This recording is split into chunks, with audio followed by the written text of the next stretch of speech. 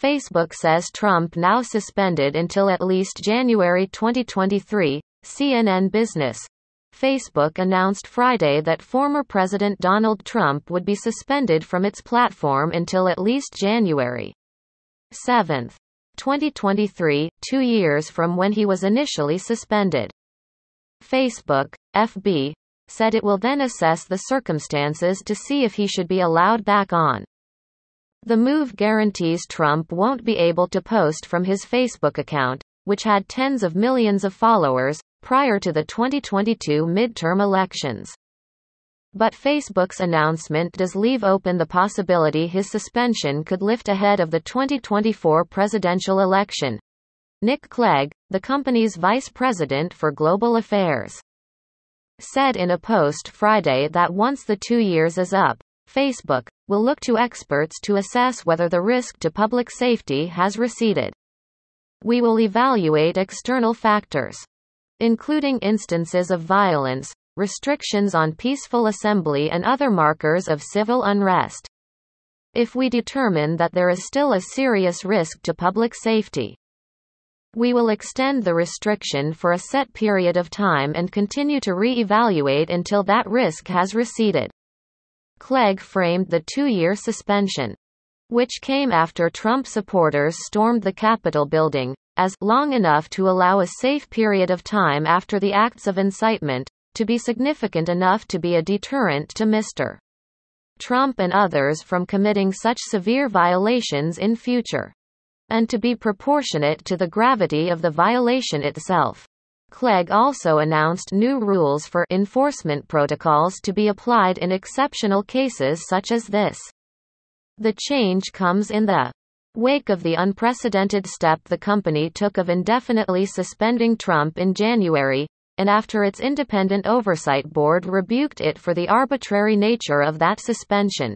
In a statement, Trump called the decision an insult to his supporters. Politicians have typically been given leeway on Facebook because the company operated on the assumption that their posts were newsworthy and part of the public debate. As a result, the company did not apply its regular rules to their posts. But now Facebook will no longer assume newsworthiness for the posts of world leaders. When we assess content for newsworthiness, we will not treat content posted by politicians any differently from content posted by anyone else, Clegg wrote in the post. However, the company will not be ending its newsworthiness exception entirely. The company will continue to use the exception, but, in another significant change, will begin explicitly disclosing the rare instances when the exception has been applied. Facebook is also providing more transparency into the process it uses to count strikes against accounts and pages posting content that violates its community standards.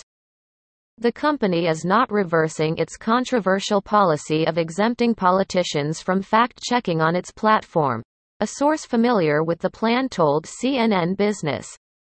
Facebook also said it will not follow through on an important recommendation from the Oversight Board, that it review Facebook's role in fueling the false election fraud narratives and conspiracy theories that ultimately led to the violence at the U.S. Capitol. We continually review our policies and practices in the face of evolving threats, the company said in a response to the Oversight Board. Ultimately, though, we believe that independent researchers and our democratically elected officials are best positioned to complete an objective review of these events.